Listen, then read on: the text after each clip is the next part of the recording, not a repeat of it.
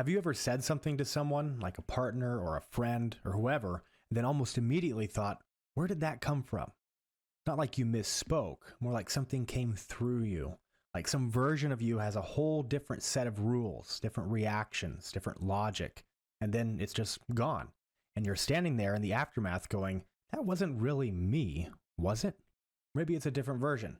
You walk into a room, a specific kind of room with a specific kind of person in it, and you just pull back. You know that you shouldn't. You know, logically, there's nothing to be afraid of, but for some reason, it doesn't matter. It's like something just took the wheel from you. Or maybe there's a classic situation where you promise yourself something with full sincerity. I'm not going to do that thing again. And you mean it. And then 3 weeks later, you're doing it again, and you can't fully explain why. So here's a question that's been sitting at the center of psychology for about 150 years now. If you're you, if there's this thing called a self, a will, an I that's in charge, why does it keep losing control? And that's the question we're going to explore here today. Because if you actually start paying attention, like really watching yourself across different contexts and different people and different rooms, you can't help but notice how often this happens.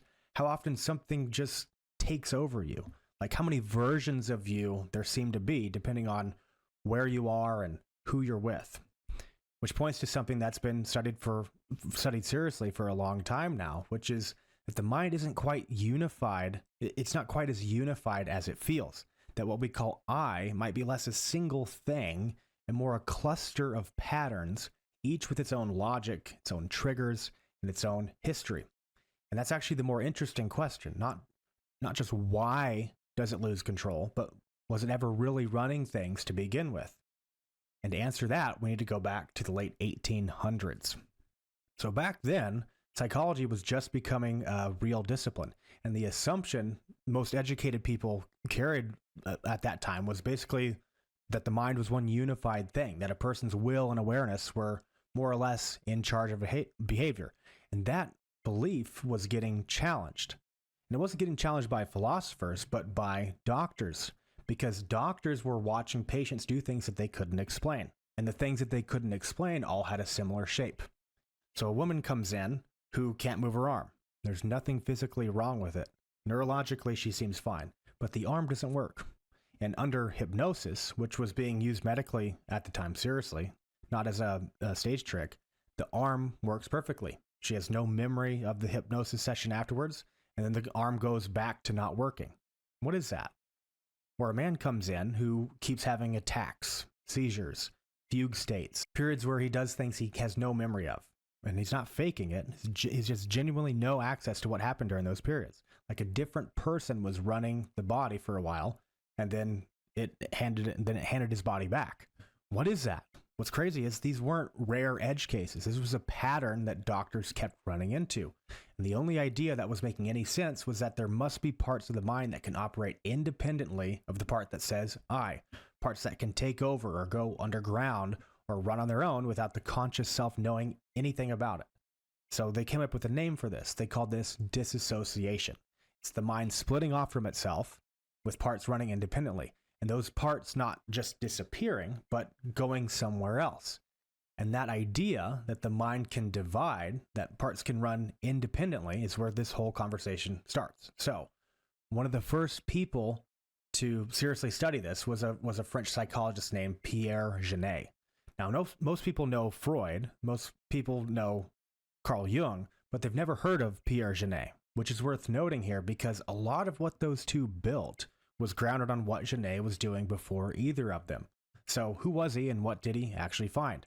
Janet was working in Paris in the 1880s and 1890s, primarily with patients who had what was then called hysteria, which was a catch-all term for symptoms doctors couldn't physically explain. So paralysis with no neurological cause, amnesia with no brain damage, compulsive behaviors that the person couldn't stop and couldn't account for. And Janet wasn't just treating these people, he was watching them carefully and trying to build a model. So the first thing that he figured out was something that he called the field of consciousness. So what he said is that your conscious awareness at any given moment has a kind of width to it, like a capacity. Under normal conditions, it's reasonably broad. You could hold multiple things in mind, and you can function as a relatively coherent whole. But under pressure, like stress or trauma or overwhelming emotion, that field narrows like a spotlight. It gets suddenly smaller. And when that happens, whatever can't be held in awareness doesn't just disappear, it keeps running outside of awareness. And that's what Janet kept seeing in his patients. And he called these subconscious fixed ideas. They're still active, they're still influencing behavior, they're still driving emotional reactions, all without the person knowing that it's happening. And that word fixed matters here too, because these aren't just vague feelings or random memories. They're organized. They have a kind of structure to them. So a frightening event, a humiliation, or a moment of overwhelming stress can leave behind a kind of knot or a cluster, and that cluster starts running its own program, so to speak, inside of you. So maybe someone gets humiliated really badly in front of other people, and in the moment, it's too much to fully process. So in Janet's idea, the field of consciousness contracts, and that experience gets pushed out, and the person moves on. But that knot doesn't untie itself. So years later, any situation that resembles that original moment, being watched, being evaluated, being in the spotlight, that all triggers the same whole package. So the chest tightens, the mind goes blank, the urge to get out of the room shows up. The person can logically know that they're safe, but it doesn't matter. Something else is running inside of them, something else with its own logic that doesn't check in with the conscious I before it activates. So Janet noticed that these fixed ideas didn't just cause isolated symptoms.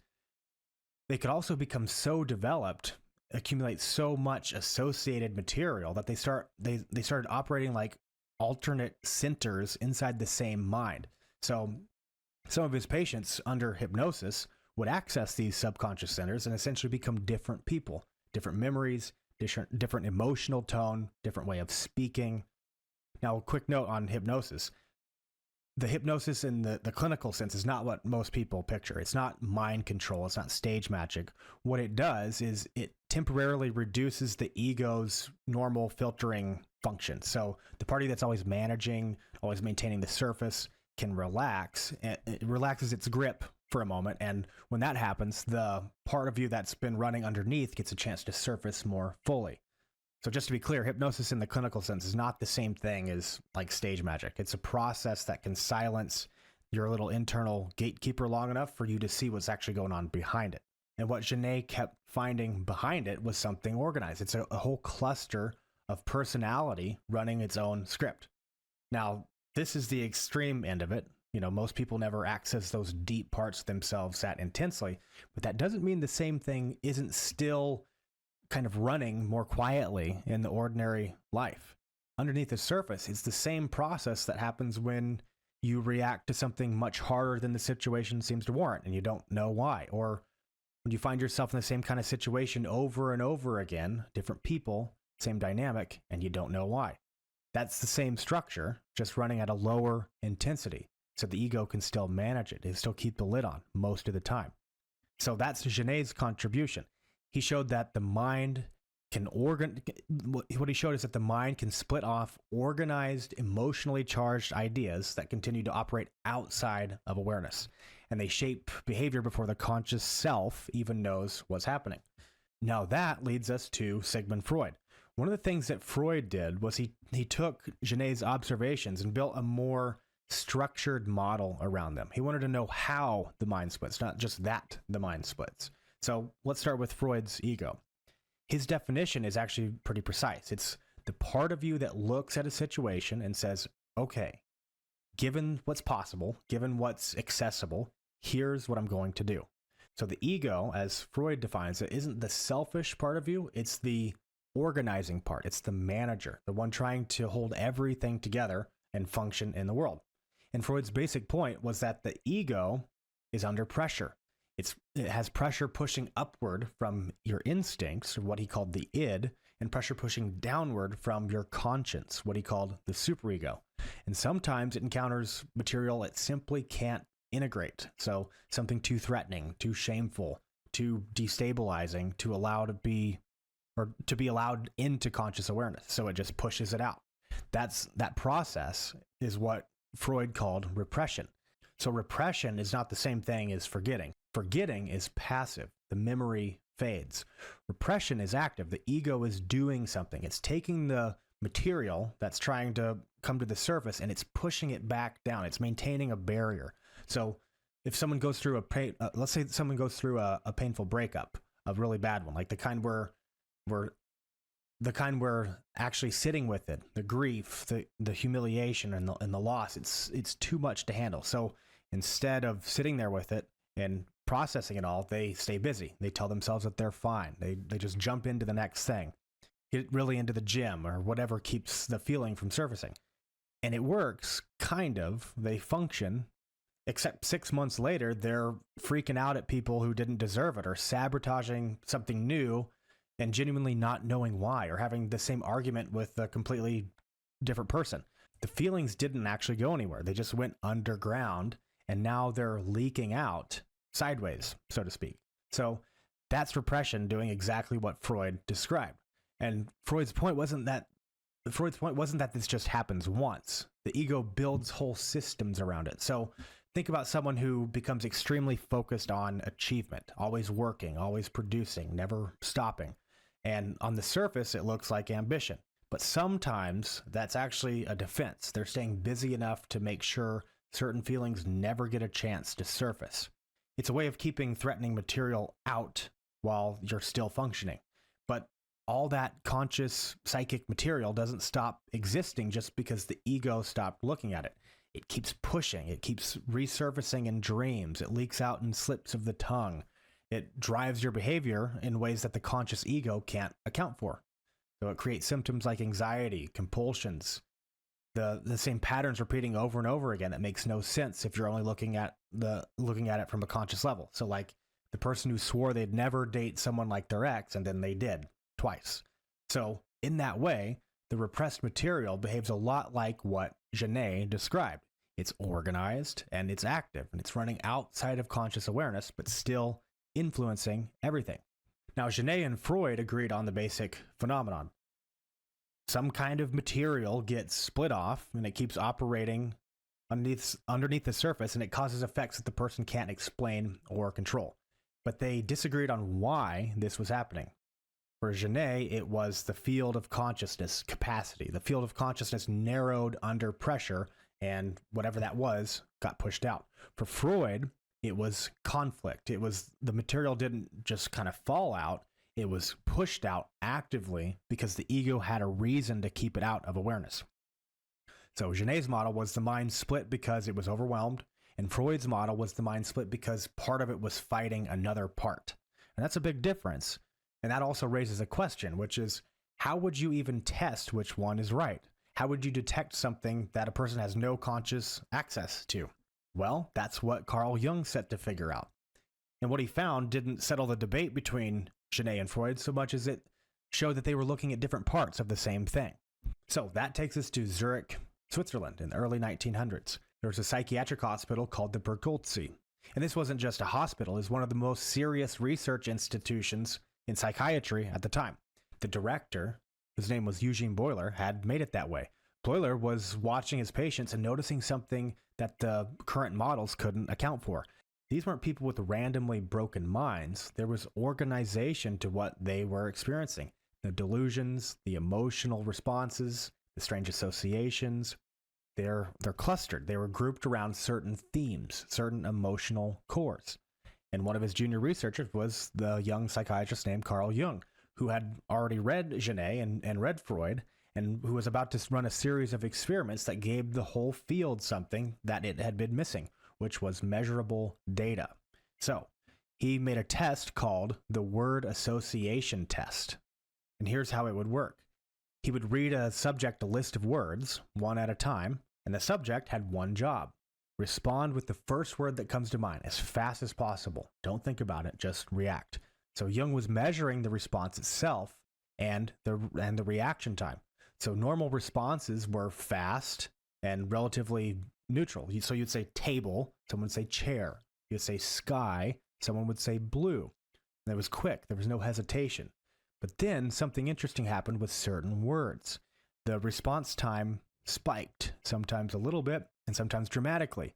Or the person hesitated or gave an unusual response or corrected themselves or laughed at the wrong moment, or their body registered a kind of stress reaction even whenever their face stayed neutral. And here's what Jung noticed. These word associations were kind of organized into a cluster. So, for example, the same person who hesitated on the word mother also hesitated on home or on punishment or on love.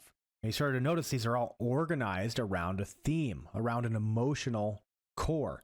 Something was messing with the normal flow of association, and whatever it was organized enough to have its own territory, like a set of related concepts that it kind of claimed, and powerful enough to override the conscious intention to just respond quickly and naturally.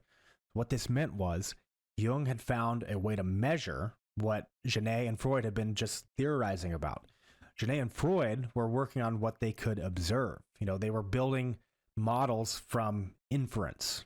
But Jung was the first to actually design a test to create conditions where the unconscious would show its hand directly in real time, in measurable form.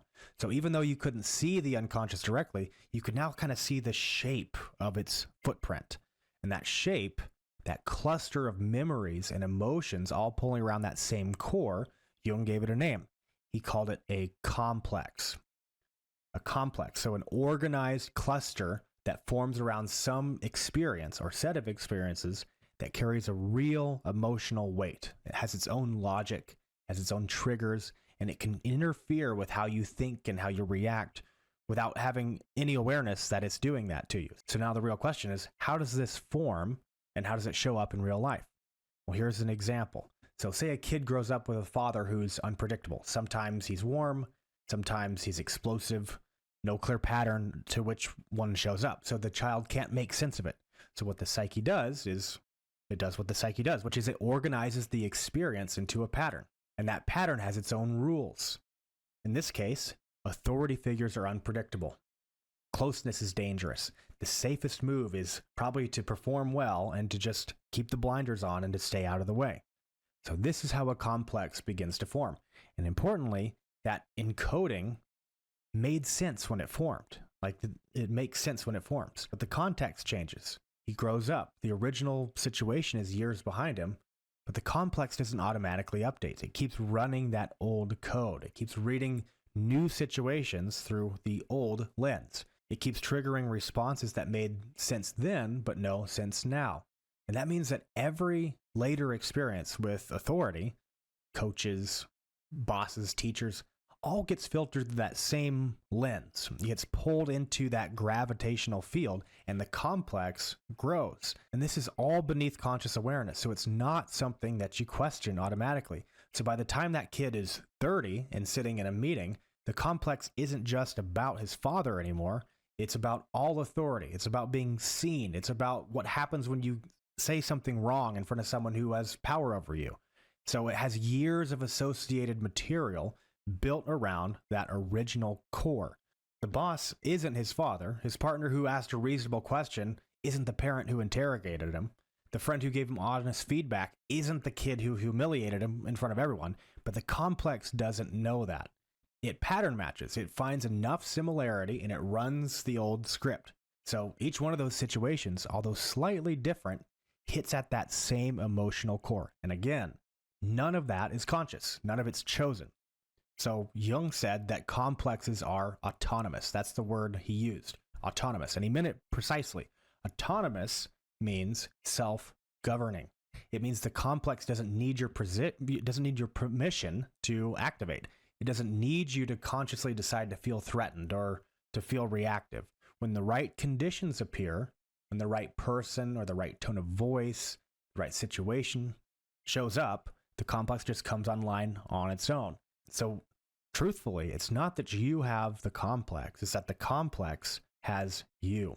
We've all felt this in some way, shape, or form. It's the moment in an argument where you're watching yourself say something and part of you knows it's wrong, knows it's going to make things worse, and you can't stop it. So the thing that's speaking isn't exactly you in a way. It's something that took over you. And then it passes and you come back and you're standing there going, where did that come from? That's a complex running autonomously. And that's why insight doesn't fix it alone. You can know all of this, you can understand it intellectually, you can be able to explain it to someone else, and still find yourself running the old script when the trigger appears. The part of you that knows about it and the part of you that gets activated are happening at different levels of the system. So the complex isn't waiting for your analysis. It's already fired. So this isn't all to say that you're just a passenger helplessly run by your patterns that you can't influence. But it's also not saying that control is the goal either. Because here's where people get confused. They assume that the only two options are, I'm in control or I'm not. But it's not that simple. Maybe the more useful framing is it's not about learning how to control yourself, but learning how to stand by yourself as you are. That means knowing yourself well enough to recognize your unique fingerprints of patterns whenever they show up. Feeling their pull without pushing them away. Understanding what they are saying by reading in between the lines and not being taken over by them completely, by allowing them to actually be a part of you. So in this video, we started with asking a question, which is, why does it sometimes feel like a part of me just takes over? Then we look back in history. Janet showed that the mind can divide. Freud showed that some of that material gets actively kept out of awareness. And Jung showed how it organizes into complexes, which are patterns with their own logic running on their own schedule. So we have three different thinkers, three different angles, and the same basic finding, which ultimately is you're much more than you think you are. Perhaps this can help us reframe the questions that we ask ourselves. It's not, why am I like this, but what part of me is showing up here? Because whatever it is that keeps taking the wheel for you isn't working against you. It is you. And the goal isn't to eliminate it. It's to develop a relationship with it. And that is a different thing entirely.